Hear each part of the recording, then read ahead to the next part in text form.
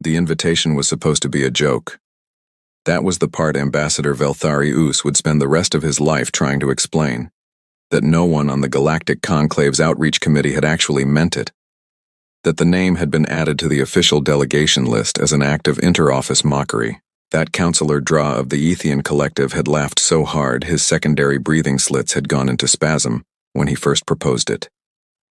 "Send the invitation to humanity," Dra had said, scrolling lazily through the list of uncontacted civilizations flagged as too primitive, too violent, or too unstable for first contact.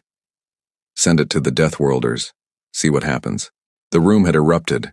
The Ethians, the Sarathi, the ancient, slow-blinking Sithali who rarely laughed at anything, even they had let out their low, resonant hum of amusement, because the idea was absurd. The Galactic Conclave's Grand Assembly was the most prestigious political body in 7 star systems.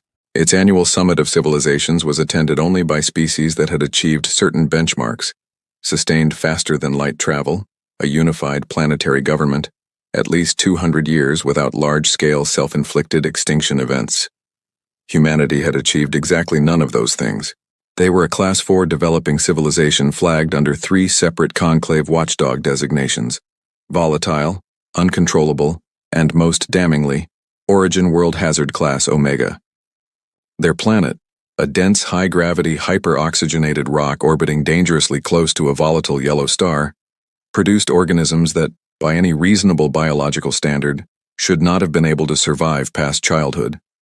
Humans ran on a cocktail of adrenaline, stubbornness, and a biochemical pain response that, perversely, seemed to motivate them rather than discourage them. They had also, as of their most recent conflict assessment, been in some form of active war for approximately 93% of their recorded history. Sending them an invitation to the summit of civilizations was like handing a flame to a creature made of dry paper and calling it diplomacy. It was a joke. Councillor Dra filed the invitation anyway, a formal gold-sealed encrypted diplomatic transmission sent through the Conclave's official channel to the coordinates of a small blue-green world on the outer edge of the Orion Arm. He expected no response, or perhaps, if he was lucky, a confused and barely coherent reply from whatever primitive governmental body the humans were currently operating. Something to read aloud at the next committee meeting for a second round of laughs. What he got instead made the laughter stop completely. The 412th Summit of Civilizations opened on the first day of the Conclave's ceremonial calendar, with all the grandeur that 400 years of tradition could produce. The Grand Chamber of Aurum was vast, a tiered amphitheater carved from a single asteroid, its walls inlaid with the sigils of every member civilization, its central floor a mosaic of star maps depicting the 7 systems under Conclave governance.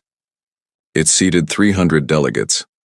On this occasion, all 300 seats were filled, and a significant number of their occupants had quietly rearranged their schedules when word had spread through diplomatic back channels that the human delegate would be present. Nobody wanted to miss this. The general consensus, as best as it could be summarized across 6 species and multiple translator variants, was that the human would either be quietly absurd and quickly forgotten, or would commit some spectacular diplomatic breach that would be discussed for generations. Either way, worth watching. Dr. Mara Voss took her seat in the gallery reserved for observer civilizations, a polite architectural signal that humanity was present, but not yet a member, acknowledged but not equal.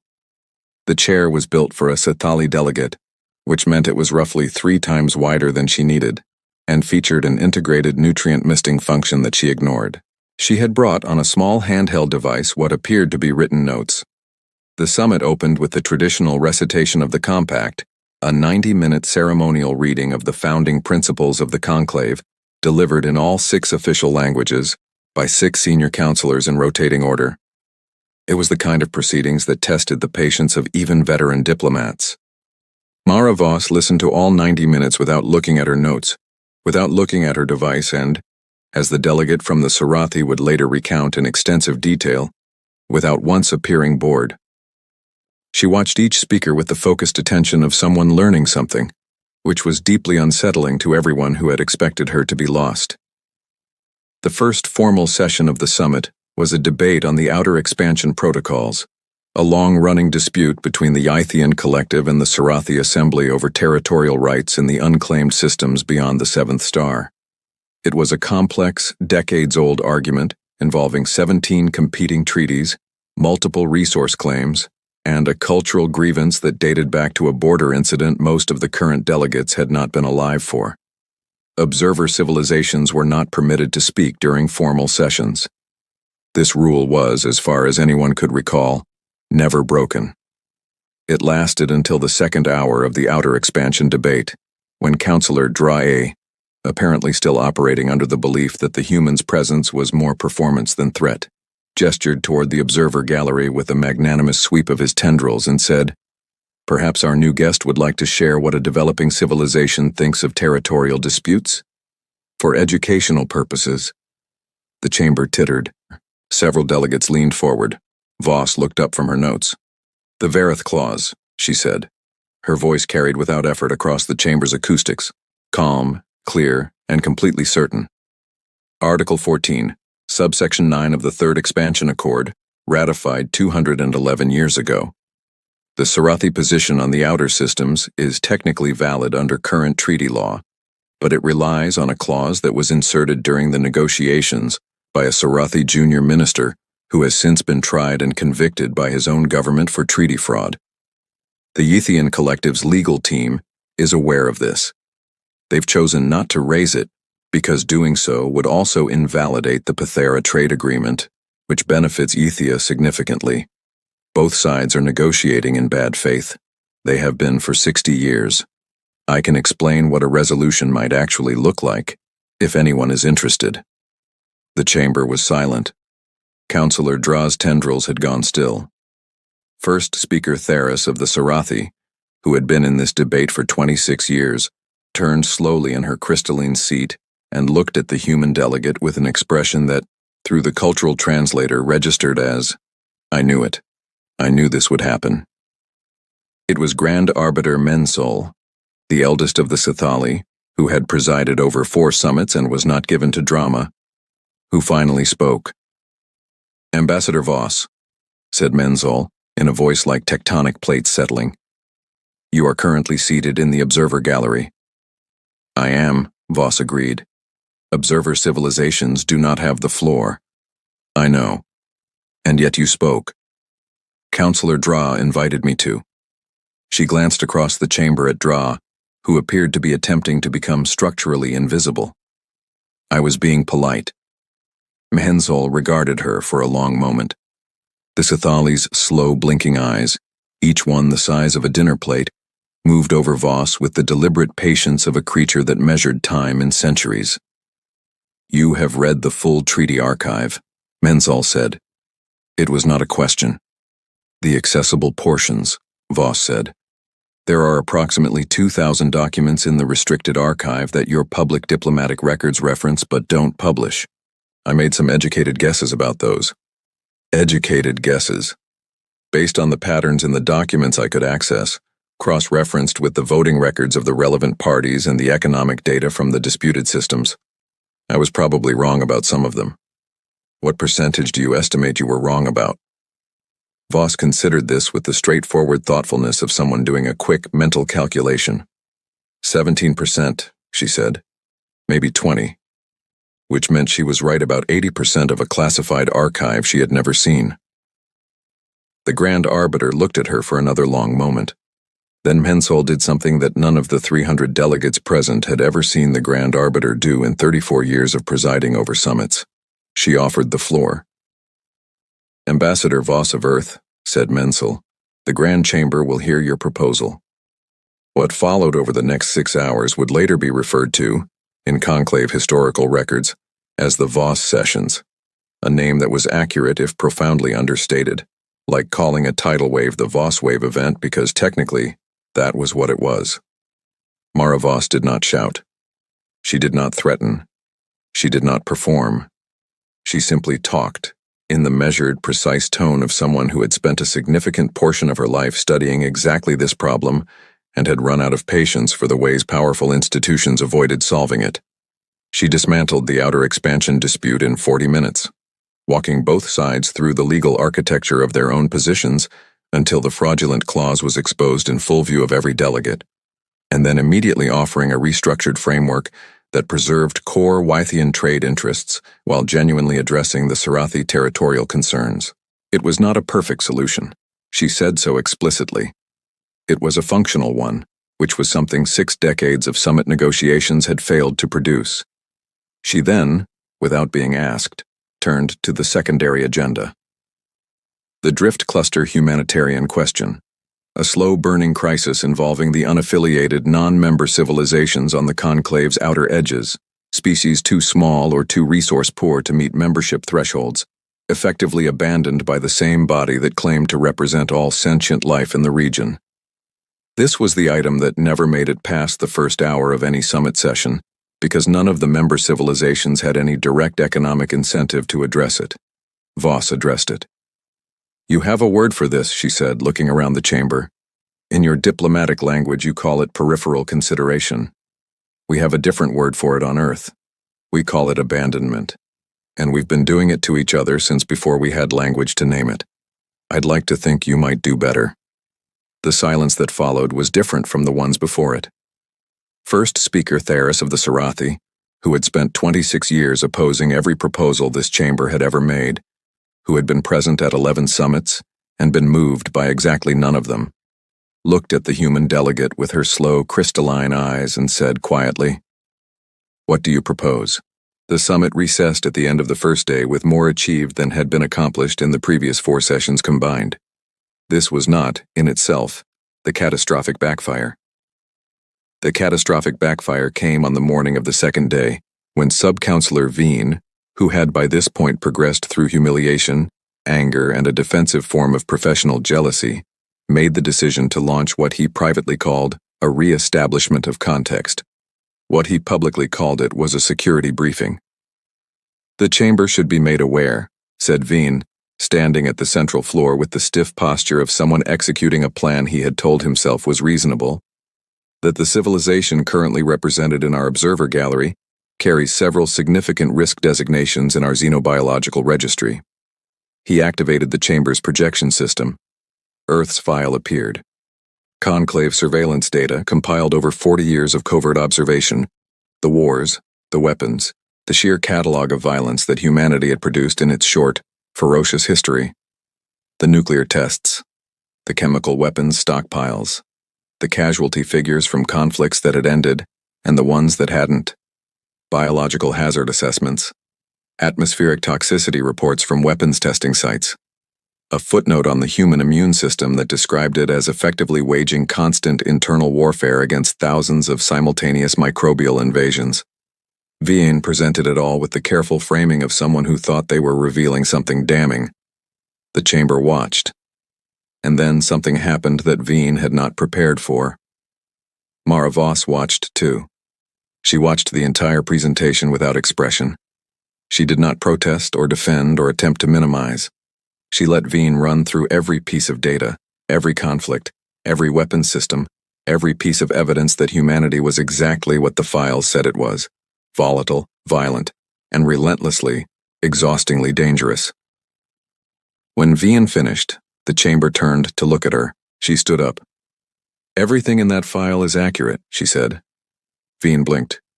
"We have fought wars for territory, resources, ideology, religion, and spite," Voss continued. "We have developed weapons capable of ending all life on our planet, and we came disturbingly close to using them on more than one occasion.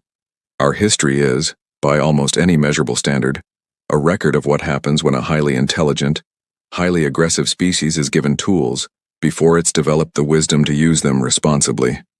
I'm not going to argue with any of that." The chamber was very quiet. "What I will tell you," she said, "is what that file doesn't contain." She reached into her jacket and produced a small data chip, which she held up briefly before walking to the chamber's data interface and inserting it without asking permission. A new projection appeared. Not weapons, not casualty reports, not toxicity assessments. It was a graph. Multivariable, spanning 200 years with dozens of overlapping trend lines, and every single one of them across 2 centuries of data was moving in the same direction. Down. War fatalities as a percentage of global population, Voss said. Down 87% over 200 years. Child mortality, down 91%. Extreme poverty by any measurable standard, down from 40% of our global population to under 9. Life expectancy, up 40 years in 2 centuries. Literacy. Global literacy in 1820 was approximately 12%. As of this year, it is 96. We are still violent. We are still dangerous. We still have weapons we should not have, and conflicts we have not resolved. I am not standing here to tell you that humanity is good. I am standing here to tell you that humanity is improving. And we are improving faster than any species in this chamber's history improved at our developmental stage. Faster, in fact, than several of your current member civilizations were improving when they applied for conclave membership. She turned to look directly at the Sarathi delegation. The Sarathi were admitted to the conclave 312 years ago. At the time of their admission, they were 40 years removed from the crystalline purges, a series of internal conflicts that resulted in the destruction of approximately 30% of their civilian population. The conclave admitted them anyway, because the trajectory mattered more than the history. She turned to the Ethians. The Ethian collective achieved unified planetary government 61 years before their admission application. Earth achieved unified planetary government 9 years ago.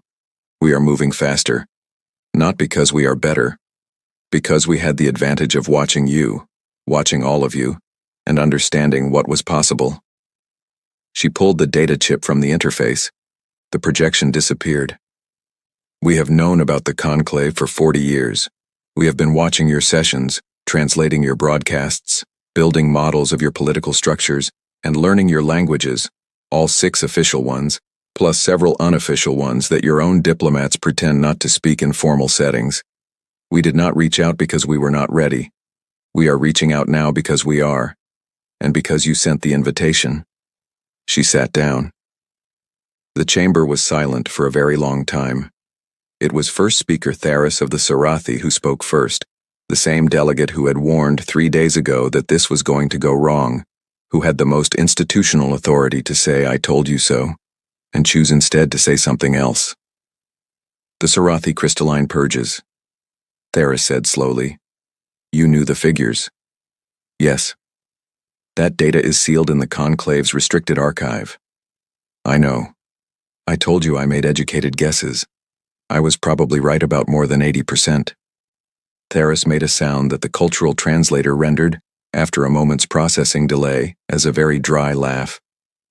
Ambassador Voss, said Grand Arbiter Mensol from the presiding seat, I would like to ask you a direct question. Please. Why did you come? Not Earth. You. There are approximately 9 billion humans on your planet. The diplomatic corps chose you. Why? Voss considered this with the same direct honesty she had applied to everything else. Because I'm the best at this, she said. And because I have a low tolerance for rooms full of powerful people avoiding hard problems. And you believe the conclave is such a room? I believe every room with power in it has that tendency, including rooms on Earth, including rooms I've been in. The size of the room doesn't change the problem. It just changes the scale of what gets avoided. Mensol was quiet for a moment. The observer designation carries a standard review period of 50 years before membership consideration. I know. There is a provision in the original compact, Article 3, I believe you may already be aware, for an accelerated review in cases of extraordinary diplomatic contribution. Voss was still. Her expression didn't change. But something in the room seemed to shift, as though the air pressure had altered slightly. I'm aware of Article 3, she said. The Sarathi, said Tharis, would be willing to second a motion for accelerated review. As would the Sithali, said Cultural Liaison Sierri, who had not spoken since the docking bay, and appeared to have spent the intervening time deeply regretting the section of her paper that Voss had critiqued. Veen opened his mouth, closed it, opened it again, said nothing. The accelerated review passed. It was not a unanimous vote.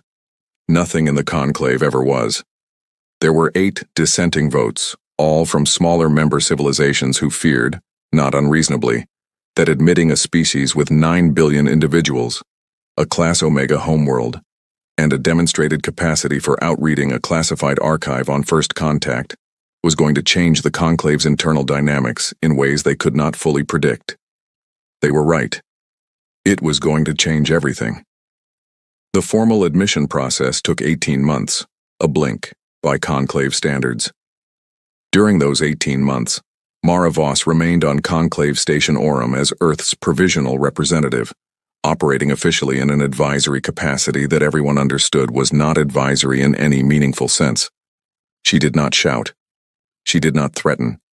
She did not, as several member delegations had privately braced for, attempt to dismantle anything.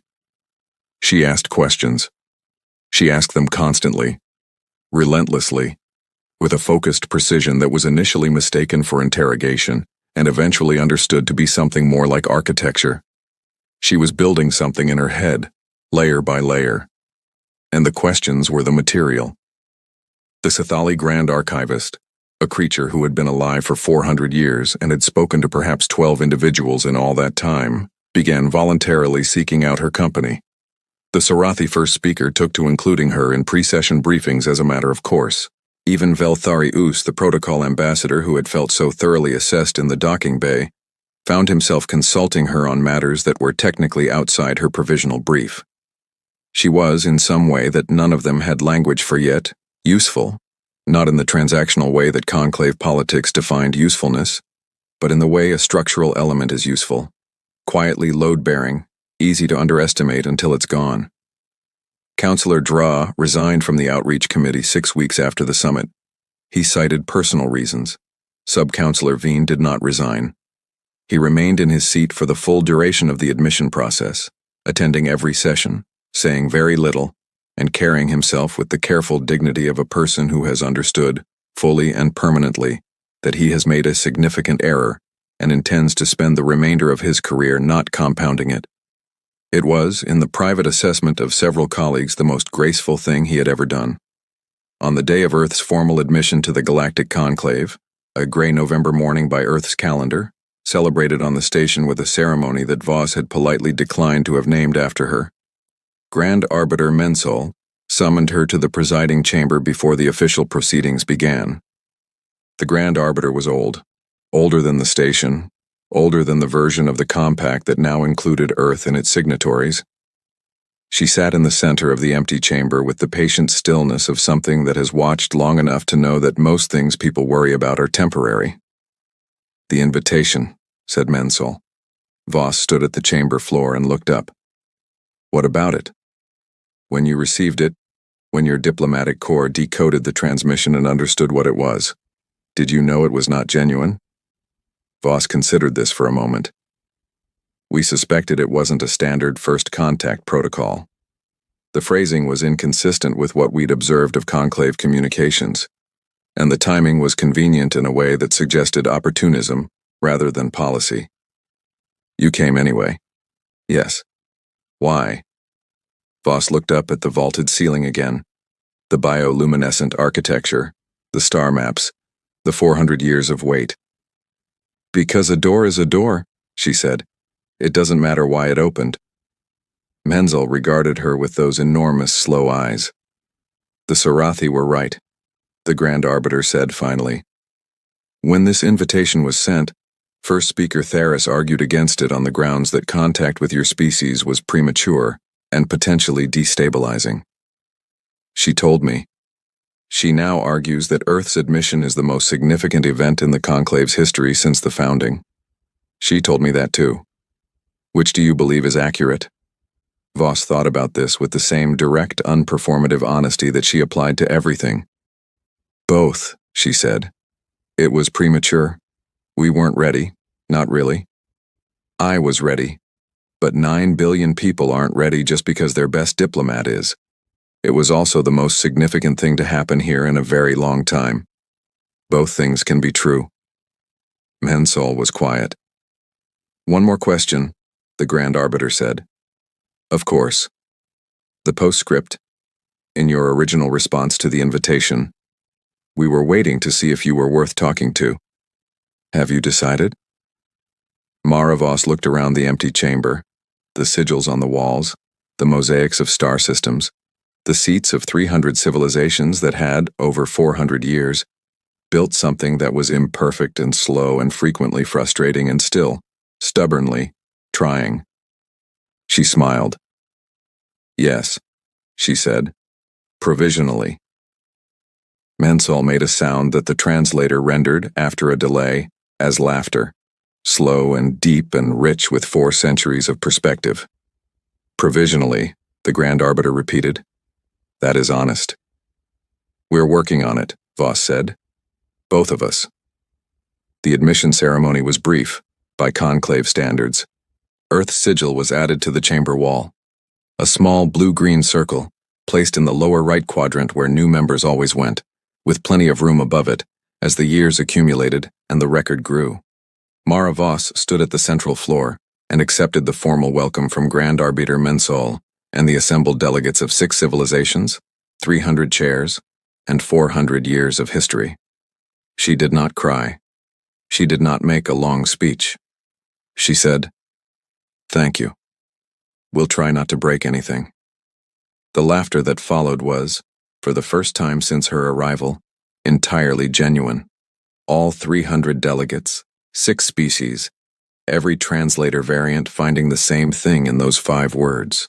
Not the performance of confidence, not the display of power, not the show of competence that had dominated every moment since she'd stepped off a scratched-up ship held together with rubber and audacity.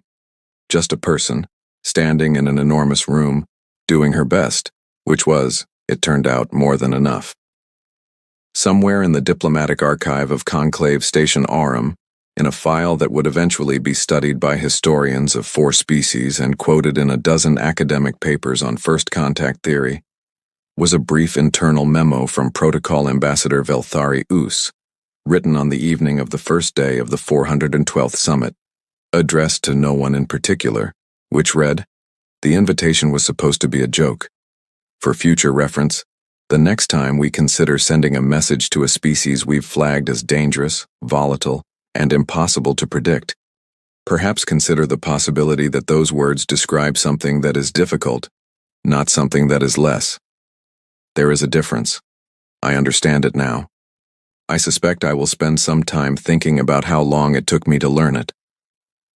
Below that, in the margin, in a different hand, smaller, neater, the handwriting of someone who had been using the Protocol Ambassador's office to review files, was a single additional line. "Good start,